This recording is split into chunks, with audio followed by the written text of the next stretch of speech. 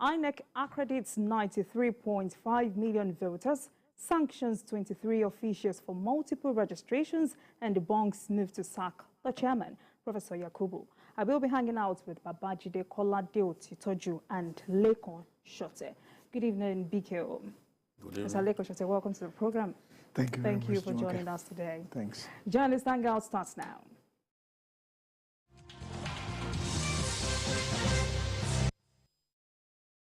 Welcome back and thank you for staying with us. It's campaign season in Nigeria when the good, the bad and the ugly political games are on display. One of these is sharing of items to woo the electorate. The governor of Anambra State, Professor Chukwuma Soludo, has described such acts and empowerment programs by some politicians as phantom charity.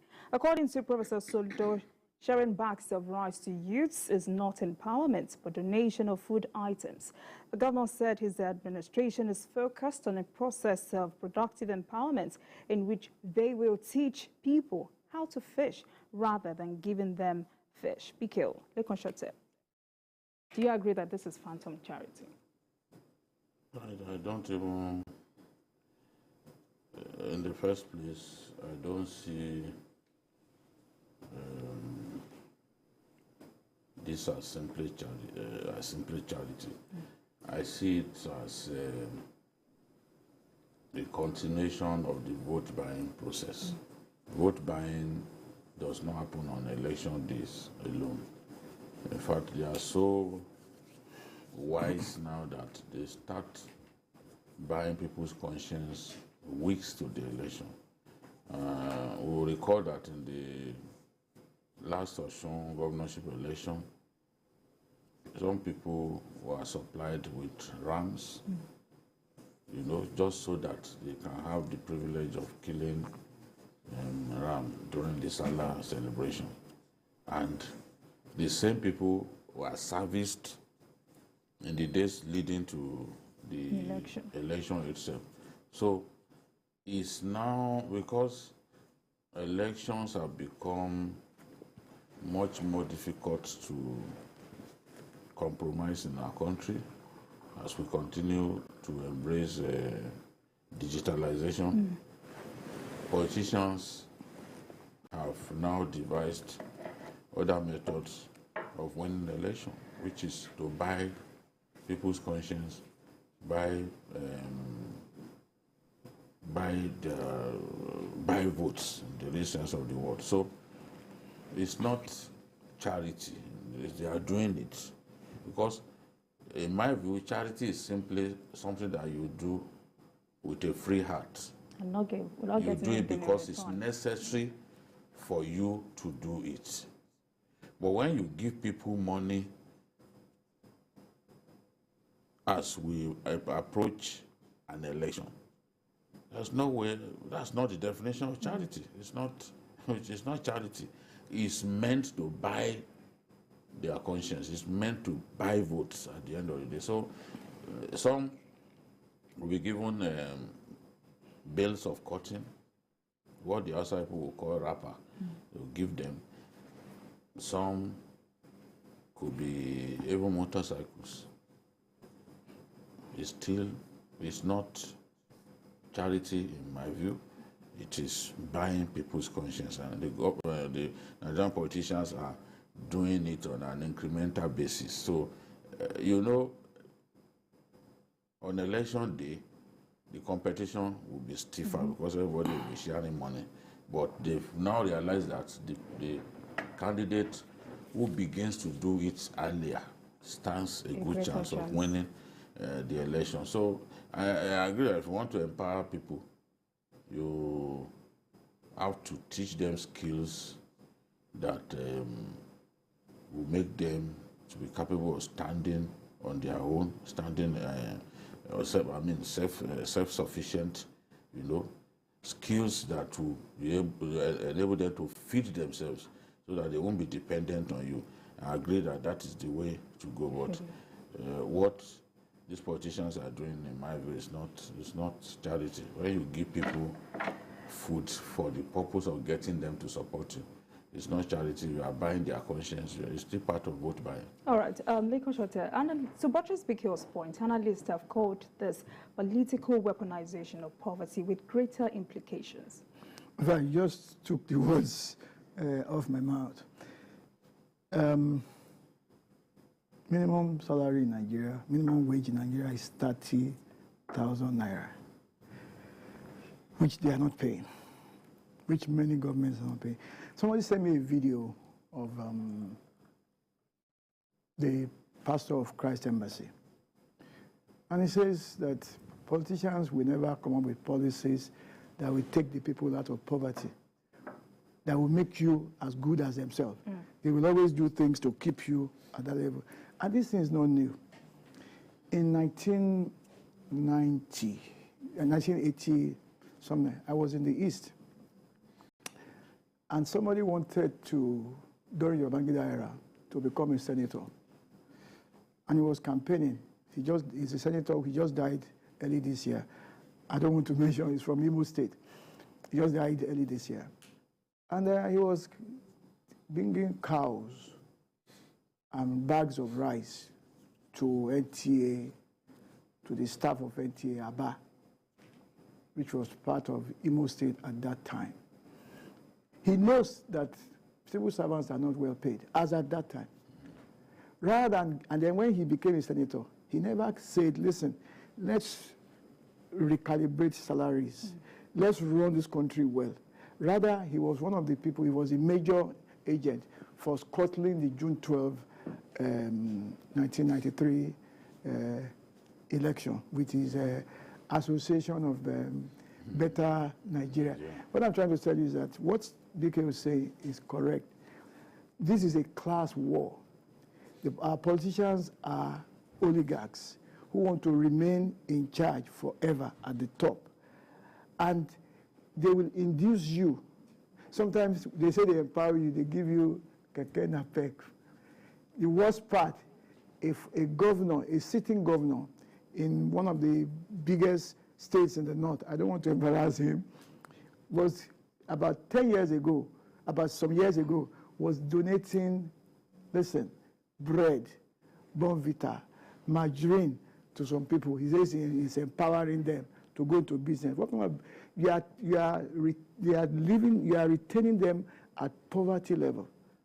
What is happening is that there's what is called digital economy. It used to be called new economy. The new technology is defining the economy, is defining the workplace. Rather than get our people to be able to be active players in that kind of environment, you are giving them rice, bags of rice, to do what? Then when they finish that rice, what happens next? All right, Bikio, it's interesting that this comment is coming from a governor whose colleagues use this exploitative means to cajole poor Nigerians every 4 years. To what extent do you think this comment would help?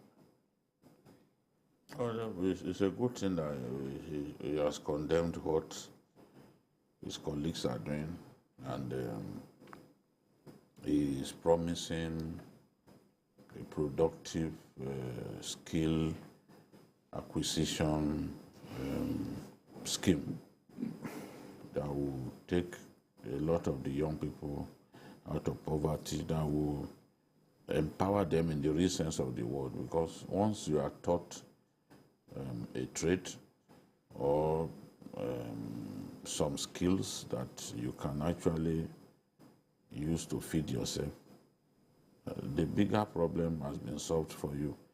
It's like what they are doing in the NYC camps these days. You are not doing this when we were doing youth service. Teaching people, they bring people to teach these core members all kinds of trades and skills. Teach them how to do tie and dye. And you know, the NYC does it so well that even products of such training, who themselves were core members some years back, they are brought back to teach core members how to do it. And they tell their own stories. I said, look, I was like you. Today, I'm on my own. I have so many people working under me. I've seen evidence that this kind of skill acquisition schemes can actually be a game changer, can turn lives around, can really change a lot of things for these young people. I interviewed one of the guests who read international relations at UNILAG, and she said, look, with what I've been taught here, she was taught in the interior decoration class. And she said, look, with what I've been taught here, I don't intend to work in a bank. There's a lot of money there. I don't intend to work in a bank. I just want to be, I would like to be on my own, employ people to work under me, and just get by. So it's a good thing to teach people skills that can make them entrepreneurs in the future, not simply to be donating rice to people, and the next day they are hungry again, you know. So when people see that you got a bag of rice the other day, those of them who are not fortunate to get, they will come and start knocking on your door. It's like even announcing to your neighbors that you are now a little better than them. So at least the way our politicians do behave every election season is just terrible. All right. Thank you very much, gentlemen. That's the brain drain syndrome in Nigeria is affecting every segment of our national life. It's beginning to dawn on us. While we cry over doctors' exodus, we turn blind eyes to other professions. The Pharmaceutical Society of Nigeria is lamenting over a rising number of pharmacists leaving the country. Speaking at a function in Lagos, President of the association, Professor Cyril Usifo, said 5,208 pharmacists have left the country in the last 5 years for countries like Canada, the UK, and the United Kingdom. BQ. You know, for a few days now, we've been talking about the brain drain as it affects the health sector, especially medical doctors. More than 10,000 Nigerian trained medical doctors are licensed to practice in the UK as we speak. The number keeps rising every year. I mean, if almost 800 Nigerian doctors emigrated to the UK in the year 2020 when, as a result of COVID, they were not even hiring. That should show you the level of desperation. You know, people are just desperate to leave. And you can't blame doctors going to the UK where the base salary is £4,000 you know, per month for a fresher in the real sense of the word. Who earns that kind of money or anything close to? In fact, people will see that kind of money as extortionate here. That's more than 3 million a month for a fresh school leaver. You know, somebody who just got his MBBS, his license to practice. So it's affecting this brain drain is affecting every subsector of the health sector. In the last 3 years, more than 11,000 nurses and midwives have left our country for the UK, US, and Canada. Now, I guess the Pharmaceutical Society of Nigeria saw that the NMA had been talking about this problem for some time, for at least in the last 2 weeks. They too have come out to say, look, we are also affected by this problem. And 5,000 pharmacists leaving our country within so short a time. The question to ask is, how many are we even producing in a year? Our universities, how many pharmacists are they churning out in a year? We do not produce enough. The Indians have more than, I think, they produce about 50,000 doctors every year, you know, from their medical colleges, more than 300 medical colleges. We produce between 3,000 to 3,500 doctors. Yet, about 900, the year 2021, about 900 doctors left Nigeria. I'm sure that the year 2022 will be higher. So you see that it's looking like, when you look at the number of doctors that we are producing from our medical colleges, whether they are private or government-owned, it's like we could be in a situation in which more than a quarter of the doctors produced in our country will leave every year. If the graph continues to go up at the rate is going up, because some years back it was just 247 or so in a year. And we are saying 900 plus just last year. So from 900 plus, we go to 1,000, 1,500, which will now be clear to us that almost half of the number that we produce each year go abroad. It is evidence that we are not getting it right in terms of remuneration, welfare, and all that. The environment and the decrepit state of the health sector, especially the general hospitals, governors have chosen to neglect a lot of the general hospitals. So these guys are no longer challenged to even practice here. They want to go abroad where they will be exposed to the right tools, better condition of yes, work. and better work conditions and all that. And it's the same.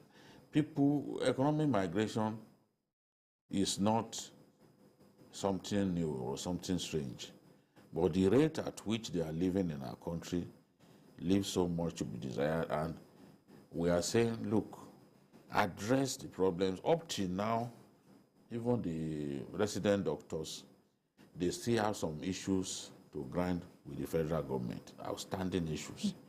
Up till now, we've not been able to sort out those. The other day, it was an hazard allowance that they've been paying them since the 80s. Something that was instituted around 82. You are still paying us hazard allowance. And we risk our lives. They were at the forefront when we had COVID. A lot of them died. So we need to address the problems in that sector.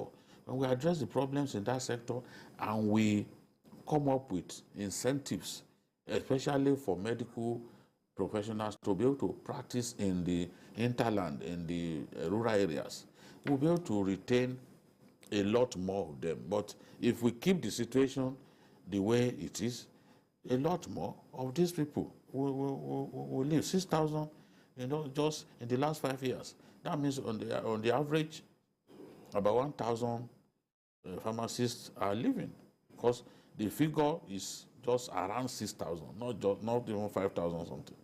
It means that if we are not careful, we will get to a situation in which we won't have enough of these health professionals to take care of our people. Lekoshate, how scary is this for a country still struggling with the health system? Well, let me commend Nigeria for producing world-class professionals, doctors, pharmacists. Because if we are not good, in spite of our 8 months strike, if our professionals are not good, they will not hire them. So it means that somehow we are producing world-class, mark my words, I'm using the word world-class advisedly. The world is now flat. Whatever is happening in Europe immediately affects us in Nigeria.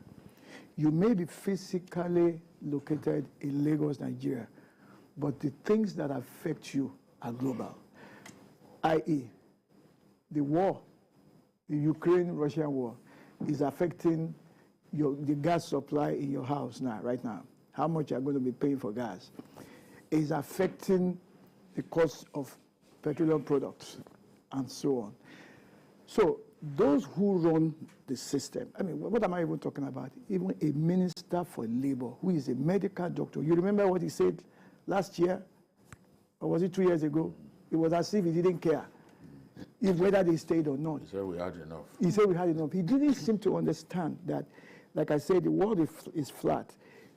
Policymakers have to start thinking global right now, because our professionals, our pharmacists, our doctors are world-class professionals that can follow the money to wherever it is. You cannot blame them.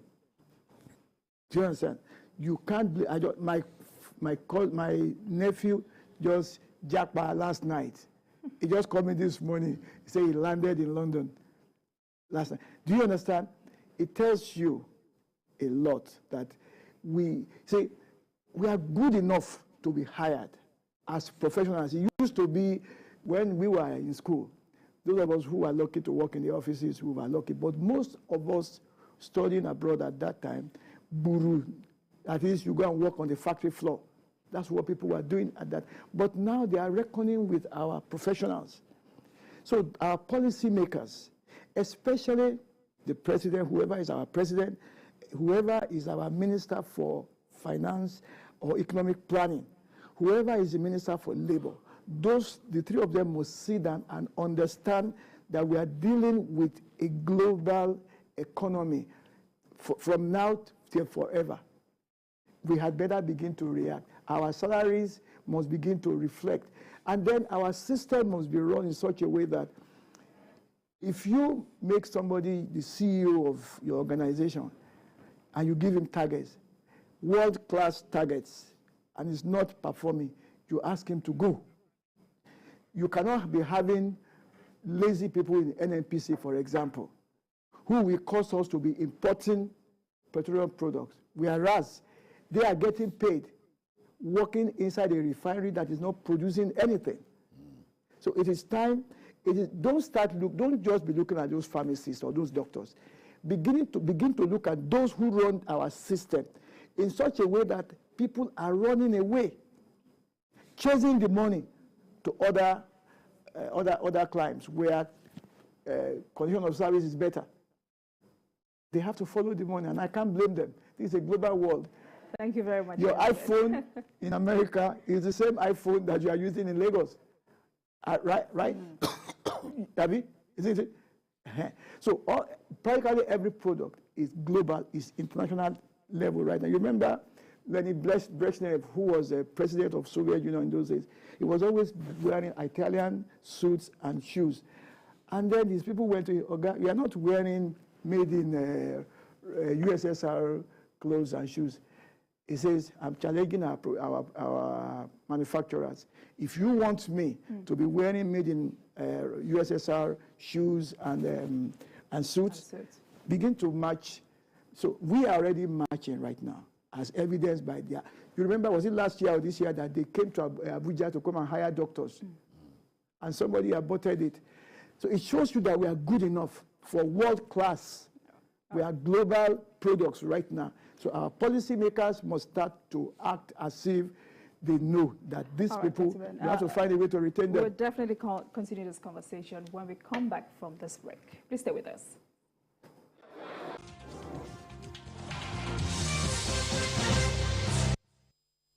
Good afternoon, Oga. Now you be the landlord. Yes, Nami. Oga landlord, me go need one room for this your house, so. Okay, sure you get work where you dey do. Yes, I be nurse.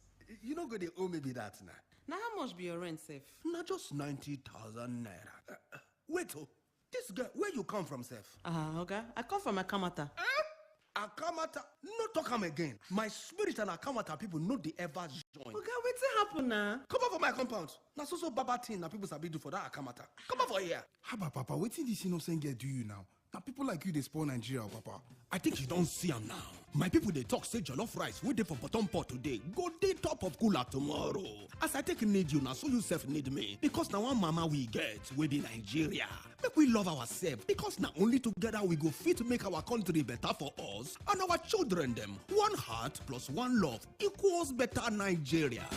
Now the Center for Democracy and Development, CDD, with support from the UK government, they bring in this message. Inspector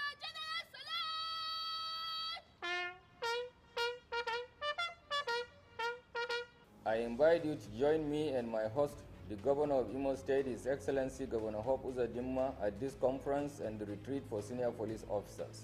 Theme: the imperative of a Nigeria police strategic plan for peaceful elections. The government of Imo State is pleased to host the conference and the retreat for senior police officers in Imo State. Special guest of honor, President Muhammadu Buhari, GCFR, President and Commander-in-Chief of the Nigerian Armed Forces, Federal Republic of Nigeria. Special guest, all state governors, distinguished senators and honorable members, Minister of Police Affairs and other honorable ministers of the Federal Republic of Nigeria, National Security Advisor, Secretary to the Government of the Federation, Chief of Defense Staff, Service Chiefs and Heads of Security Agencies, Chairman, Independent National Electoral Commission, Chairman and Presidential Candidate of all political parties and civil society organizations. I welcome President Muhammadu Buhari, GCFR, the Inspector General of Police, senior police officers, and other special invited guests to Imo State. Date: 31st October to 2nd November 2022. Venue: Landmark Event Center, Owerri, Imo State. Time: 10 a.m. Join us.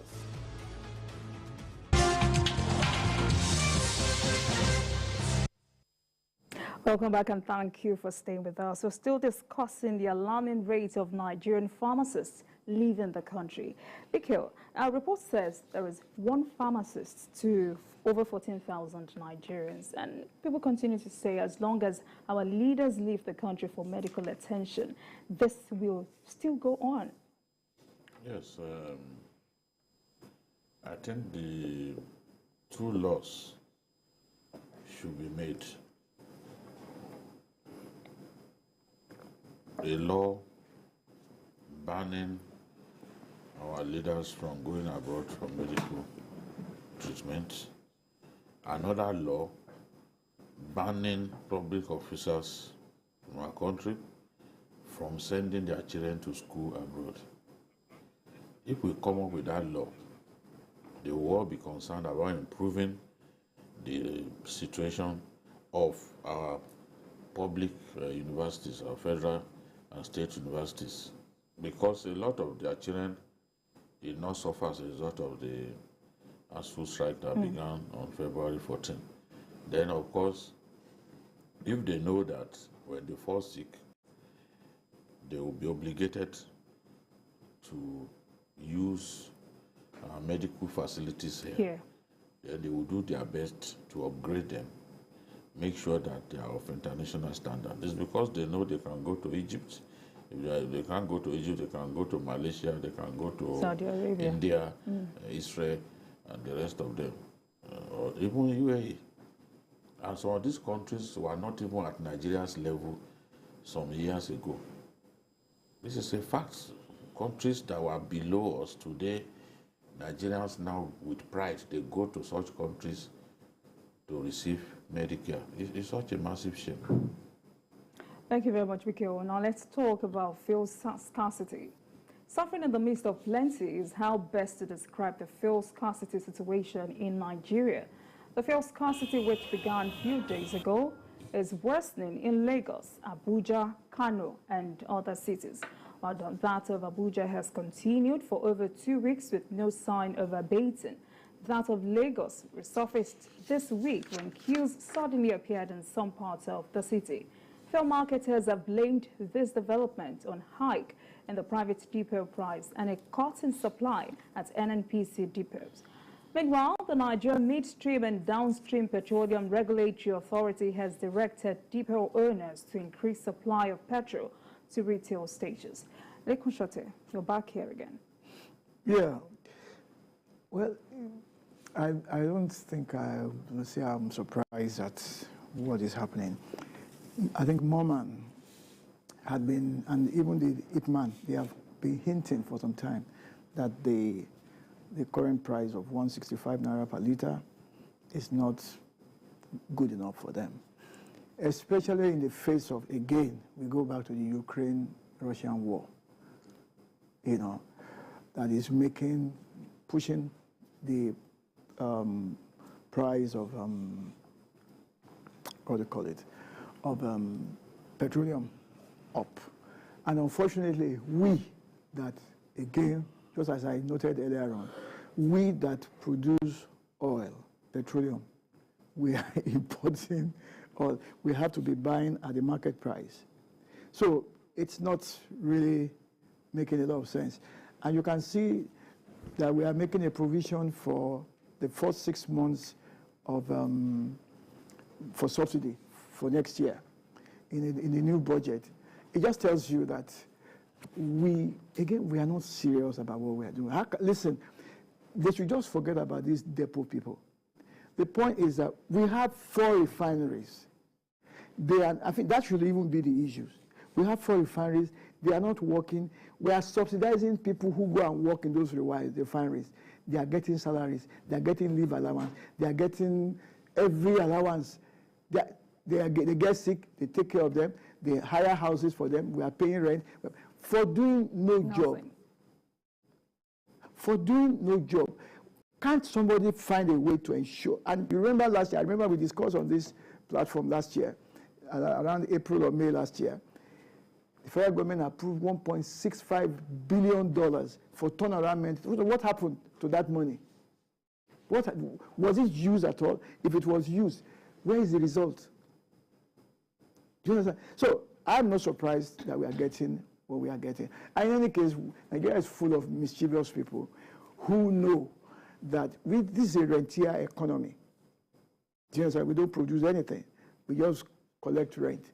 And so it's it's a very fragile system that we are running. So anybody can just put some spanner in the works, and then it cascades around, and everybody will suffer it, just as we are seeing right now. All right, be careful. Fuel scarcity is usually a result of limited stock of products not replenished on time. How do we ensure that regular supply in the country? We do not have a choice. We have to find a way to refine petroleum products here in our country. This administration made a promise that it was going to build modular refineries. Modular refineries are not so difficult to build. We are not talking about refineries so big like Dangote's refinery that does 650,000, that is meant to refine 650,000 barrels a day.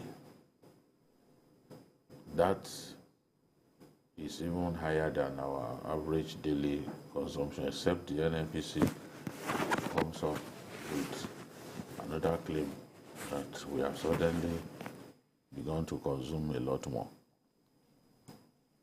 The refineries we have over the years have failed to perform. There was a year in which the Kaduna refinery, that is supposed to be one of the most modern amongst them because it was built in 1980, produced just 50 million liters in a whole year. 50 million liters by NNPC's contentious daily consumption figures. It's not even up to what we consume in a day. That was what Kaduna refinery refined in a whole year. Nothing explains how bad the situation is better than that. You know, we were here some days back, and I said depot owners were no longer selling at the ex-depot price. This again has been confirmed. If they fail to sell at ex-depot price to marketers, what do you think the marketers will do? The marketers will create a feeling that product is scarce, so that they will now be able to sell at a price that guarantees profit for them. Because what the depot owners are doing is, yes, that is what they are doing. So if they tell you, okay, government said we should sell to you at 180. They could then sell to you at 250. I'm just using that as an illustration. But the differentials, they will pay the official, so that when government is investigating, they will see that indeed this was the price to which they sold to you. But they will give you an account, a bank account, where you will now go and put the differentials. So we are deceiving ourselves. Given the high cost of diesel at this time, it's difficult for these marketers to continue to sell at the old price. There was a marginal increase that government permitted a few months back. But even at that, a situation in which, okay, someone who owns a filling station has to work, if he must sell up to like 9 p.m. and is not guaranteed public electricity supply, he has to power his filling station with diesel. And diesel now is between 750 to 800. In some places, like Maiduguri, it's actually 1,000 naira per liter. It depends on where you are buying. The case was worsened by the war in Ukraine because Russia is the world's biggest producer of diesel. So the war in Ukraine caused this problem. But we have also been told, every time that there is scarcity, I know that supply disequilibrium must have caused it. We've been told now that there are supply issues as well. Yes, a lot of these guys are trying to maximize profit, they're trying to exploit our people, but I am convinced that if you provide sufficient supply, these people have no choice. You can't hoard in a season of plenty. Why would you hoard? Because others will sell theirs. So it is when we don't have enough supply that people are able to get away with hoarding and all that. I know that it is strange to suddenly discover that, oh, nearly all filling stations don't have fuel, especially the major marketers. They can't convince me that all of them don't have.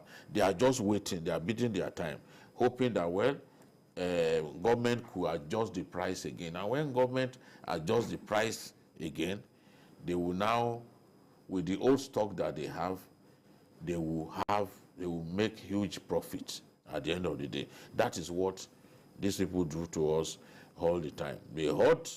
When the price is adjusted upwards, they will sell the old stock that they bought at a lower price and then guarantee extreme profit for themselves. Thank you, Bikio. Let's quickly take Taiwo from London. Hello, Taiwo. Hello. Good afternoon. Good afternoon. I want to make a contribution regarding medical care in Nigeria.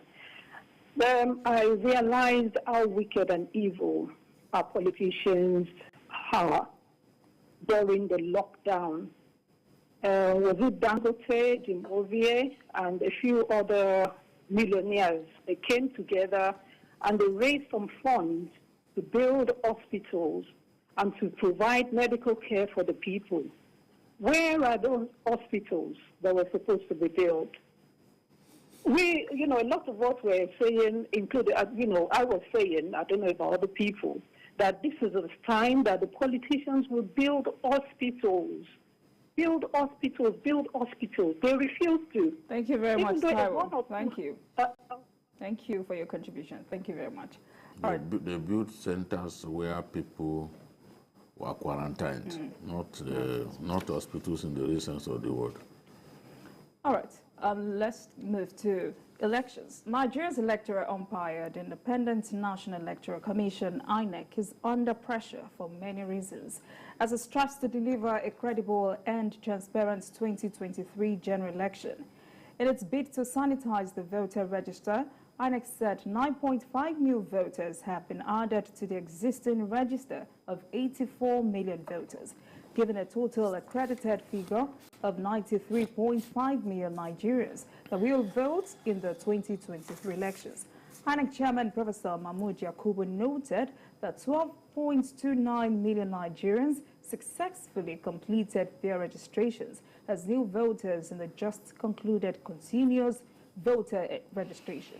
But more than 2.78 million were identified and removed as ineligible registrants after a rigorous cleanup of the data using the automated biometric identification system. Now, consequently, he stated that the Commission has identified 23 of its officers for severe sanctions for engaging in multiple registrations. Meanwhile, the Inter-Party Advisory Council passed a vote of confidence on him for his innovations to reform the electoral process. We killed 9.5 new voters plus 84 million existing ones. Well, it's impressive. I like to see our people show greater interest in politics, especially our young people. But we don't know whether they are going to turn out on election day in an impressive manner. If half of these registered voters can turn up, it will be a miracle. It will be a miracle by all standards if half of them, half of this number, can come out on election day. The way the campaigns are conducted will determine whether some people will stay away or will want to be part of the election. I'm impressed that we have so many young people voting this time. 40.8% are students, and even women, 50.82%. Women, 4.8 million women, newly registered, as against 4.6 men, 4.6 million men. That's 49.18. So the women are usually easier to mobilize for elections in our country, and as we have seen, they were easier to mobilize even for the all-important registration process, because if you don't get registered, you don't stand a chance of taking part in the election, except the process is deliberately compromised for your sake. So I also think that more and more Nigerians are seeing the evidence of INEC's increasing credibility as a result of the deployment of technology in our last few off-season elections. The governorship election in Edo, the governorship election in Osun, the governorship election in Ekiti, as well as even Ondo. Those off-season elections, the outcome of those elections reflected the wishes of our people. I remember that even the Edo election before 3 p.m. Before 3 p.m.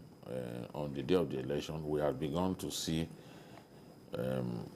clear signs that a particular candidate will win. And by Sunday, before 12 noon, it was already clear that a winner had emerged, and people were able to track the voting process in terms of even announcement of results from the polling centers to collation centers, and right up to, collation, local government collation centers, right up to the state collation center.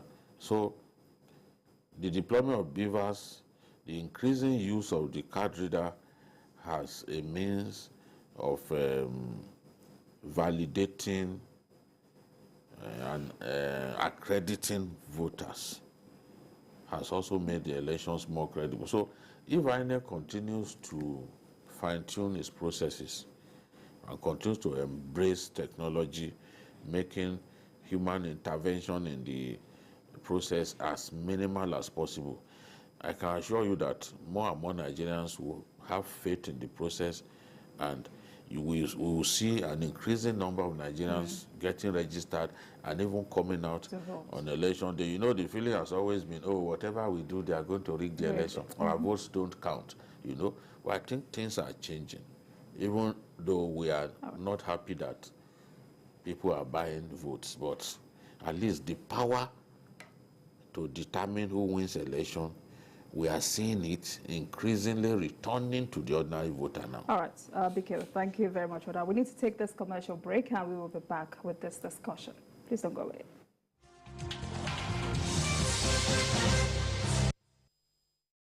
That is a photograph of the second Niger bridge taken about 2 weeks ago at night. So the bridge itself is finished. For those who are concerned about that, finished. What remains is the link road. There's a 4-kilometer link road on the Asaba side. Right now, our dredger is in place. We have to build the road by reclaiming sand. So flood has slowed us down there at the moment. So we're waiting for the water to recede. On the Onitsha side, there's a 7-kilometer road that links this bridge and the Onitsha-Owerri interchange. The last time I visited, we had covered about 5 kilometers out of the 7 asphalted. So we're still racing against time. We've lost some time now due to nature, but we keep going. But in terms of the bridge, the crossing completed. And those who've been there know that you can walk the length of the bridge on both sides now unimpeded. This message is brought to you from the Federal Ministry of Information and Culture. You and your hair go through a lot. The heat, rain, chaos. It's a non-stop war against total breakdown. But just like you, your hair can stay strong no matter what. Mega Growth Break Free Daily Leave-In Strengthener for all hair types is infused with a unique blend of natural oils and conditioning proteins that helps protect your hair. Mega Growth Break Free, your daily defense against breakage. The federal government, through the National Primary Healthcare Development Agency, announces the availability of COVID-19 and childhood vaccines nationwide. With the disturbing increase in reported cases of COVID-19 infections across Nigeria, protect yourself and loved ones from the harmful virus by getting vaccinated. Visit the nearest public or private health facility and mass vaccination sites today to receive the first, second, or booster doses of COVID-19 vaccines. COVID-19 vaccines are given to persons 18 years and above, including pregnant women and breastfeeding mothers, while childhood vaccines are given to children from birth to 5 years for protection against polio, hepatitis, yellow fever, measles, meningitis, and other vaccines-preventable diseases. All vaccines are free, safe, and effective. For inquiries, visit www.nphcda.gov.ng or call 0700-220-1122. This message is from NPHCDA in partnership with the Center for Democracy and Development, CDD, with support from MacArthur. Welcome back and thank you for staying with us. This is still Journalist Hangout and I am in the studio with Babajide Kolade Otitoju and Lekon Shote. All right, Mr. Lekon, more than 12 million Nigerians completed these registrations, but 9.5 got accredited. What could have been responsible for this? Well, you know, it was done online. Many of us are not quite savvy. And I think that is partly what is partly responsible for those who are knocked off, you know. And then you can also not read, I mean,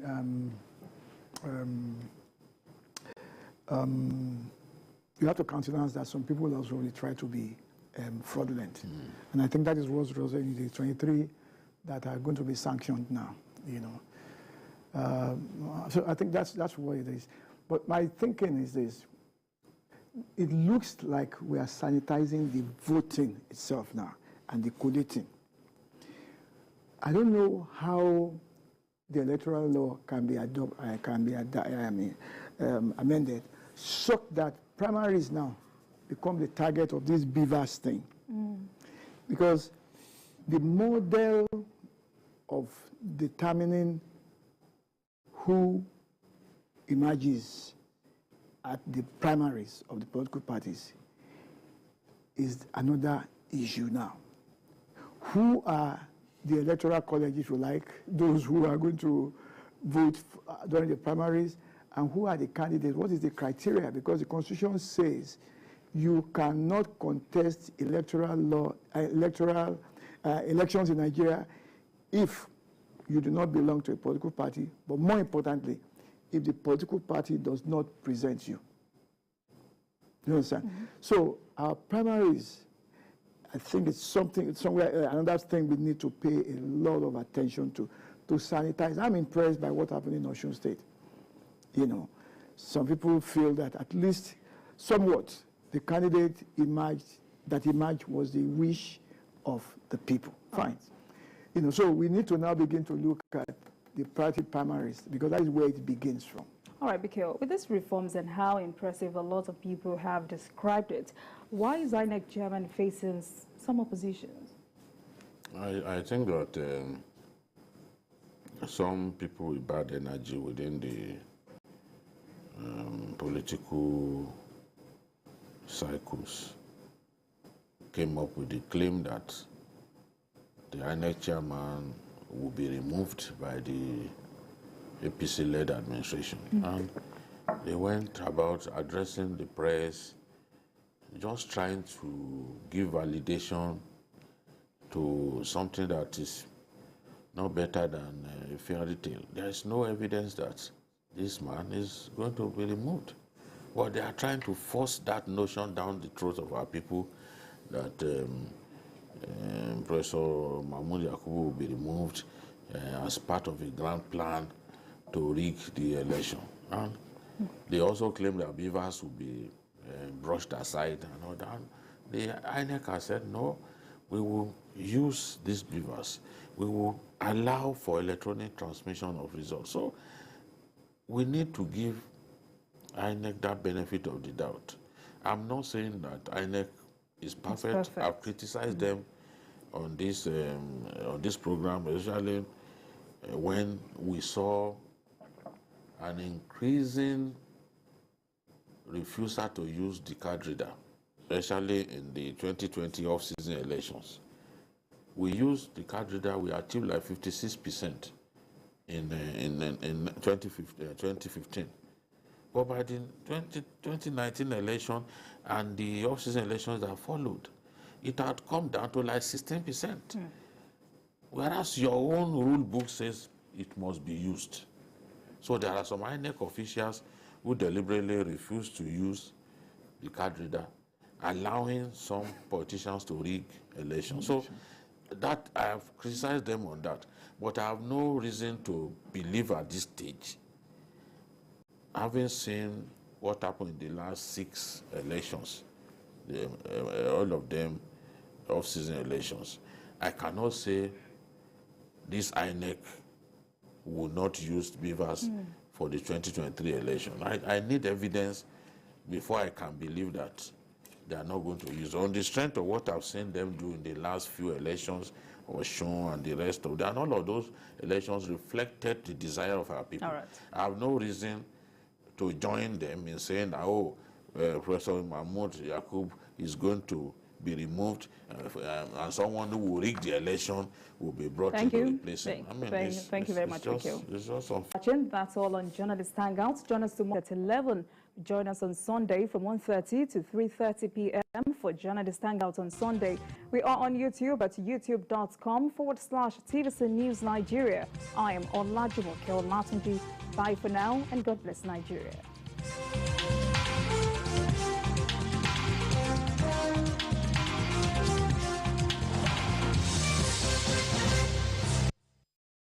The following is a paid presentation by ShopX TV.